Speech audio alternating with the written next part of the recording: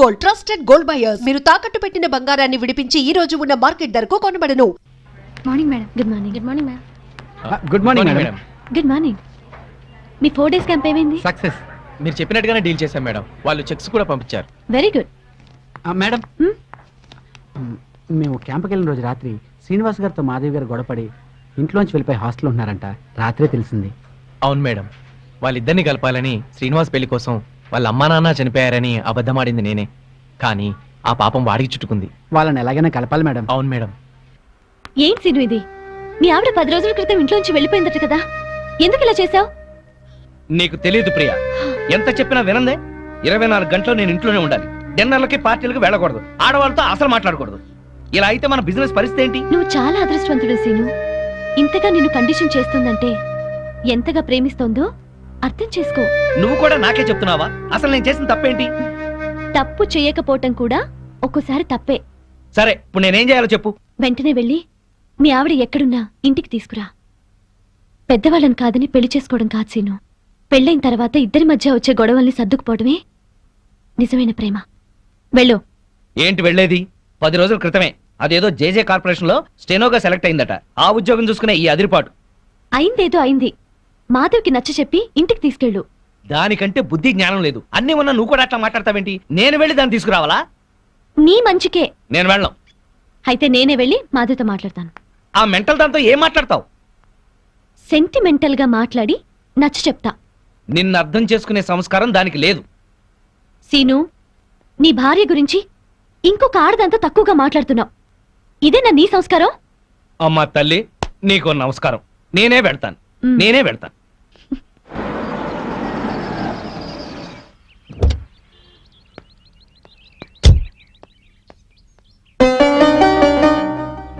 కొంచెం మాధవ్ని పిలవండి. అలాగే.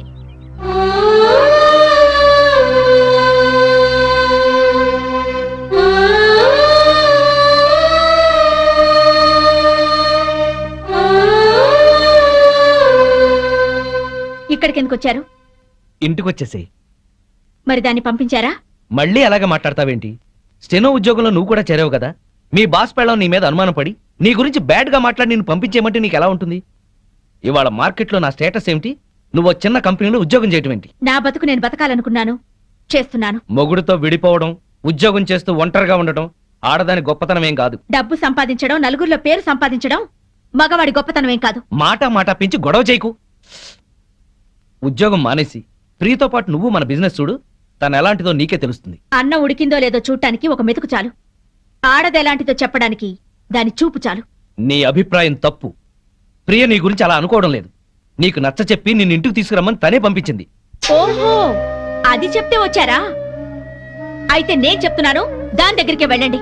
సిగ్గు రోషం ఉన్నదైతే మీకు దూరంగా ఉండమని చెప్పండి. నేను చెప్పానని చెప్పండి. ఇదే నీ మాట? ఇదే నా చివరి మాట. ముందు దాన్ని మీరు, అది మిమ్మల్ని వదిలిపెట్టాలి. దాంతో తిరిగినందుకు మీరు నాకు క్షమాపణలు చెప్పాలి. అప్పుడు మీతో ఉండాలో లేదో ఆలోచిస్తాను.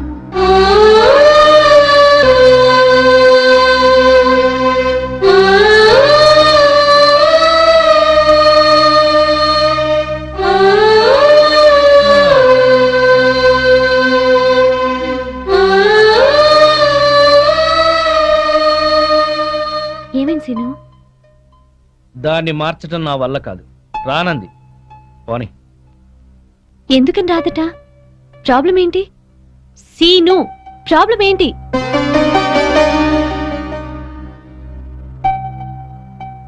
నువ్వు. అవును, నీకు నాకు మధ్యన ఏదో సంబంధం ఉందని దానికి అనుమానం. ఎంత డబ్బిచ్చైనా సరే నిన్ను వదిలించుకోమని. మనిద్దరి మధ్యన చిన్ననాటి స్నేహం తప్ప మరేమీ లేదని చెప్పాను, కానీ నమ్మటం లేదు. అసలు ఈ విషయం నీకు చెప్పకూడదని అనుకున్నాను, కానీ చెప్పక తప్పలేదు. ఇంతేనా? ఇంకా ఏంటో అనుకున్నాను. నేను నీ దగ్గర మానేస్తున్నాను, నీకు దూరంగా వెళ్ళిపోతున్నాను. వెళ్ళి మీ ఆవిడని తెచ్చుకొని హాయిగా కాపురం చేసుకో. అన్నీ తెలిసి నువ్వే ఇలా మాట్లాడుతున్నావా? మన బిజినెస్ వ్యవహారం నీకు తెలిసినంత డీప్ గా నాకు తెలియదు. అసలు నేను ఇవాళ సక్సెస్ అయ్యానంటే దాని కారణం నువ్వు. ఇప్పుడు నువ్వు సడన్ గా వెళ్ళిపోతానంటే నేనేం చేయాలి? సీను, నాకు ఫారిన్ ఛాన్స్ వచ్చి వెళ్ళిపోతే ఏం చేస్తావు? పెళ్ళే వెళ్ళిపోతే ఏం చేస్తావు? ఇక ఏ పని చేయవా? ఇది అంతే.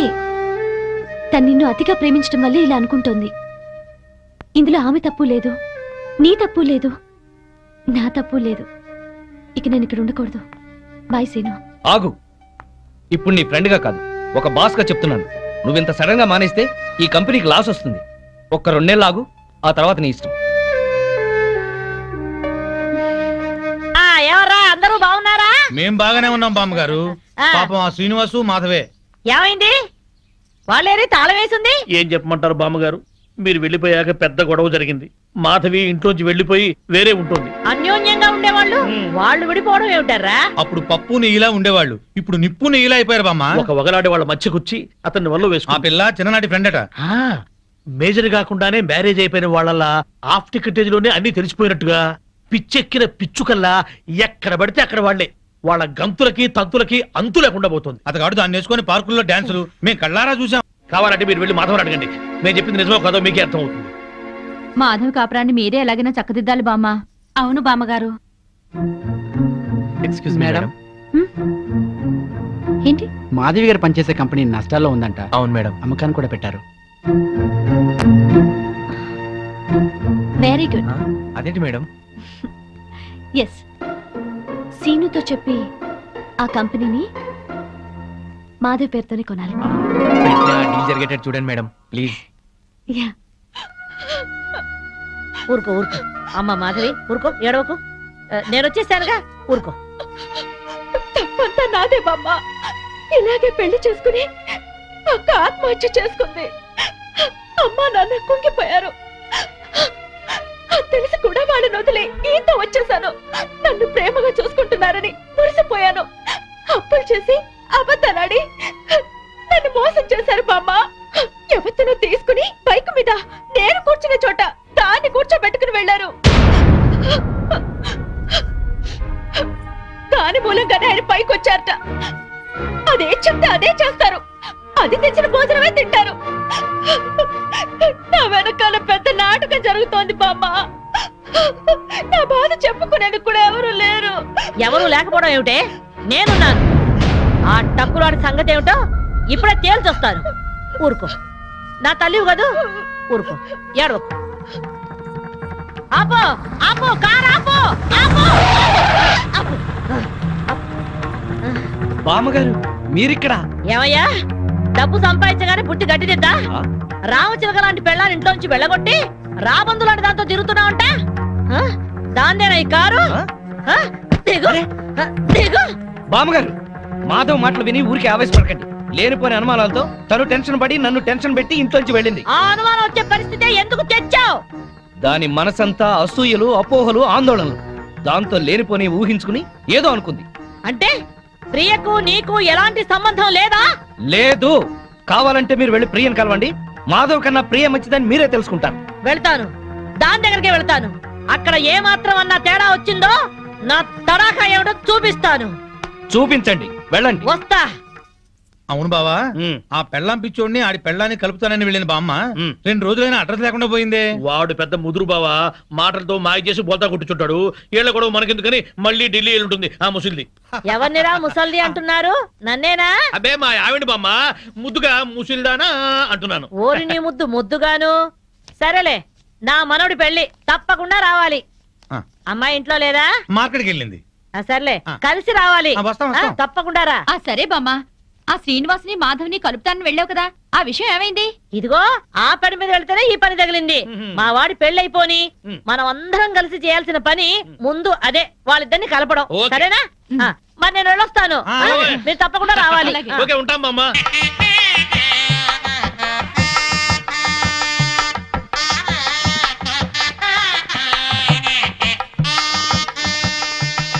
మాధవి బాగున్నావా? బాగున్నాను. బామ్మగారు ఎక్కడున్నారు? బామ్మ అవునమ్మా, పద పద.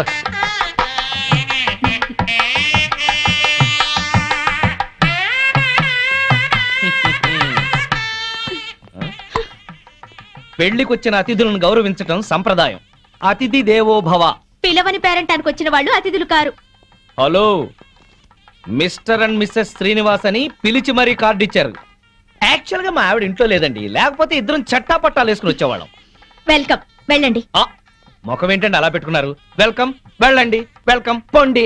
అది మర్యాద. వెల్కమ్ రండి అని పిలవాలి. అయినా చిరునవ్వుతో పిలిచే వాళ్ళే రిసెప్షన్ లో ఉండాలి కదండి.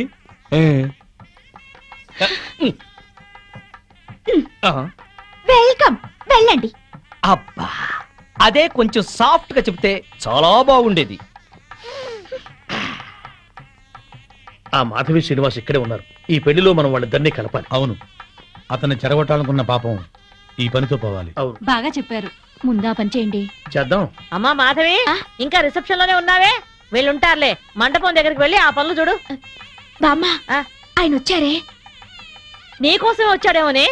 ఏం కాదు. అయితే పెళ్లి కూతురు తరఫున వచ్చుంటాడులే. బామ్మ, పెళ్లి కూతురు ఎక్కడుంది? అదిగో అదే దాని గది. వెళ్ళి మాట్లాడి పనులు చూడు. ఆ రండి రండి. అందులోనే ఏరా, మీ ఆవిడ నాకు పరిచయం చేయవా? తాళి కడితేనే మా ఆవిడవుతుంది. ఇంకా అమ్మాయే. ఆ అమ్మాయే నీకు నచ్చిందా? బామ్మ సెలక్షనే నచ్చలేదంటే చంపేస్తుంది. నీకు నచ్చిందా లేదా చెప్పు. నచ్చింది. అయితే అర్జెంటుగా వెళ్ళి అమ్మాయిని చూడాలి. ఇదిగో వెళ్ళి చూడు కానీ దిష్టి కొట్టకు. రే, నేను ప్లాన్ వేశాను. నేను ఈ తొక్క అక్కడేస్తాను. మాధవి తొక్క మీద కాలు వేసి జారి శ్రీనివాసరావు మీద పడుతుంది. ఒకరి స్పర్శ ఒకరికి తగలగాని ఒక్కటైపోతారు. పచ్చని పందిట్లో మళ్ళీ వాళ్ళు ఒకటవ్వాలి. తొందరగా తొక్కయి బావా, తొక్కి జారి పడుద్ది. వాడు అనుకున్నాడు వాడి దెబ్బ నేను కొట్టేటప్పటికి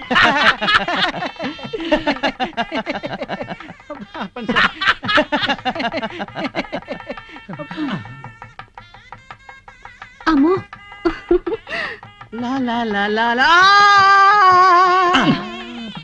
ఆ తొక్క మాధవి దొక్కుతుంది అనుకుంటే వీడు దొక్కాడు. తొక్కి నారదీయాలి వీడిని. అక్కడికి ఎందుకు వెళ్ళాడు వెధవా?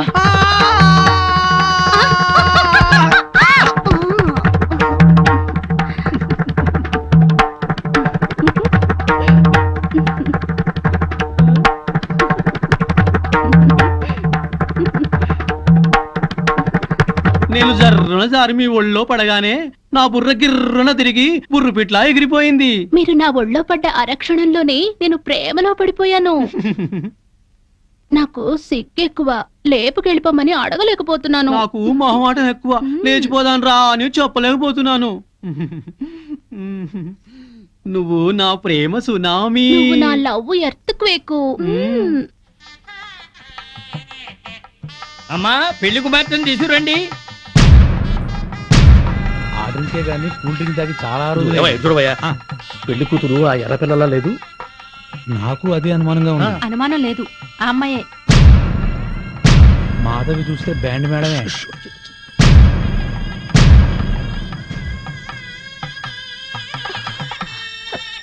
వచ్చిన వాళ్ళకి ఏం కావాలో చూడమ్మా. నువ్వు కాస్త తోడుగా వెళ్ళమ్మా. బామ్మ, ఆ పెళ్లి కూతురు సరిగ్గా చూసావు నువ్వు? ఆ, ఏం చూసావే? అదే నా కాపురంలో చిచ్చు పెట్టిన ప్రియా. ఆ అమ్మాయి చాలా మంచిదే. బామ్మ, నువ్వు పొరపాటు పడ్డావు. పొరపాటు పడుతుంది నువ్వు.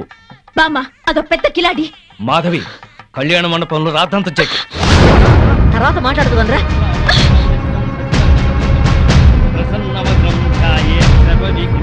ఆనంద్, లేరా.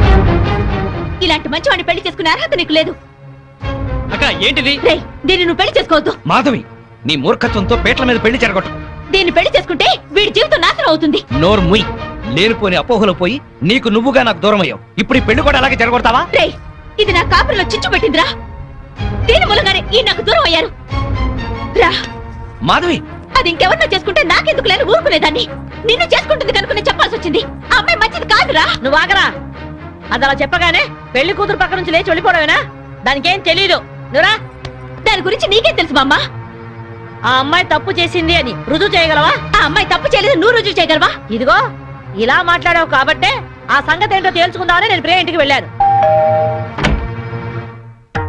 ప్రియా అంటే నువ్వేనా? అవునండి, మీరెవరు? మల్లాని వెంకట సుబ్బమ్మని. ఒక ఆడదానికి ఆడదే అన్యాయం చేస్తుంటే గడ్డి పెడదామని వచ్చాను. ఏంటి మీరు అనేది? పచ్చని సంసారంలో చిచ్చు పెట్టొద్దని. నువ్వు వల్లో వేసుకున్నావే శ్రీనివాస్, వాడి పెళ్ళం నా మనవరాలు. హాయిగా సాగే వాళ్ళ కాపురం అల్లకల్లోలం చేశావు. నీ మూలంగా వాళ్ళిద్దరు విడిపోయారు. పెళ్ళైన మగాడితో తైతక్కలాడడానికి నీకు సిగ్గుగా లేదు? ఏంటమ్మా, ఎవరు? ఎవరు లేరమ్మా, నువ్వు లోపలికెళ్ళు. లేదమ్మా, నేను విన్నాను. నేనెవరో ఏదో అంటున్నారు. చూడండమ్మా, మీ గొంతు వింటుంటే పెద్దవారిలా ఉన్నారు. నేను చెప్పేది వినండి. నా బిడ్డ ఏ తప్పు చేయదు. దాని సుఖం అది చూసుకునే తత్వం కాదు. దీన్ని చిన్నప్పుడే వీళ్ళ నాన్నగారి పైన స్కాలర్షిప్లతో చదివి ఎంబీఏ గోల్డ్ మెడలిస్ట్ అయింది. ఫారిన్లో పెద్ద పెద్ద ఉద్యోగాలు వచ్చినా ఈ గుడ్డి తల్లిని వదిలి వెళ్ళలేక అవన్నీ వదులుకుంది. కట్నం లేకుండా పెళ్లి చేసుకుంటామని ఎంతో మంది వచ్చినా నన్ను కూడా చూడాలని షరతు పెట్టి పెళ్లి చేసుకోకుండా ఉండిపోయింది. ఆ శ్రీనివాస్ మాకు చిన్నప్పటి నుంచి తెలుసు. అమ్మా ఇప్పుడు అవన్నీ ఎందుకు? ఊరుకోమ్మా. లేదమ్మా, ఇప్పుడు ఇది చెప్తేనే అందరికీ మంచిదే. అమ్మా 15 ఏళ్ల క్రితం మా ఇంట్లో అగ్ని ప్రమాదం జరిగింది. ఆ ప్రమాదంలోనే నా కంటి చూపు పోయింది. అప్పుడు ఆ శ్రీనివాస్ ప్రాణాలకు తెగించి నన్ను ప్రియని కాపాడాడు. ఆ కృతజ్ఞతతో అభిమానంతో దాని పెళ్లికని దాచిన డబ్బును కూడా అతనికిచ్చింది. అప్పుల పాలై వీధిన పడ్డవాణ్ణి దీని తెలివితేటలతో కోటీశ్వరుణ్ణి చేసింది. అతను ప్రియకి పార్ట్నర్షిప్ ఇస్తానన్నా కూడా తీసుకోలేదు. అతను కూడా చాలా మంచివాడు. దయచేసి నా బిడ్డను అపార్థం చేసుకోకండి.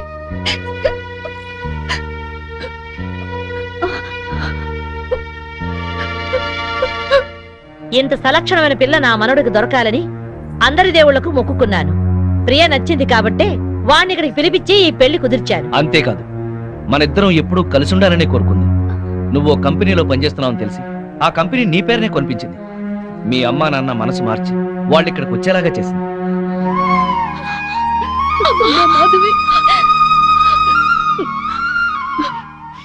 ఆ అమ్మాయి చాలా మంచిదే. మిమ్మల్ని కలపాలని నీ గురించి శ్రీనివాస్ గురించి చెప్పింది. ఆ అమ్మాయి నీకు చెల్లెలు లాంటిది, ఇంకే ఆలోచనలో పెట్టుకో.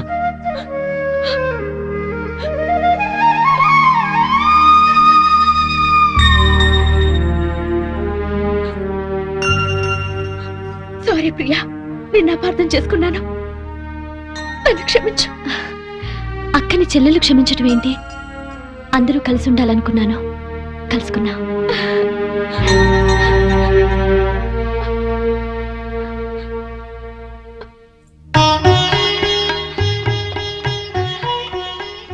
సారీ అండి, నన్ను క్షమించండి. నో, నేను నీ నుంచి ఆశించేది సారీలు క్షమాపణలు కాదు. Love love I love you.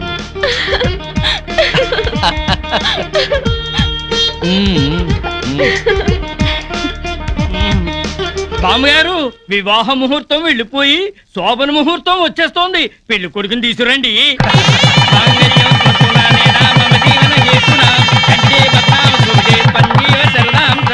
శుభం.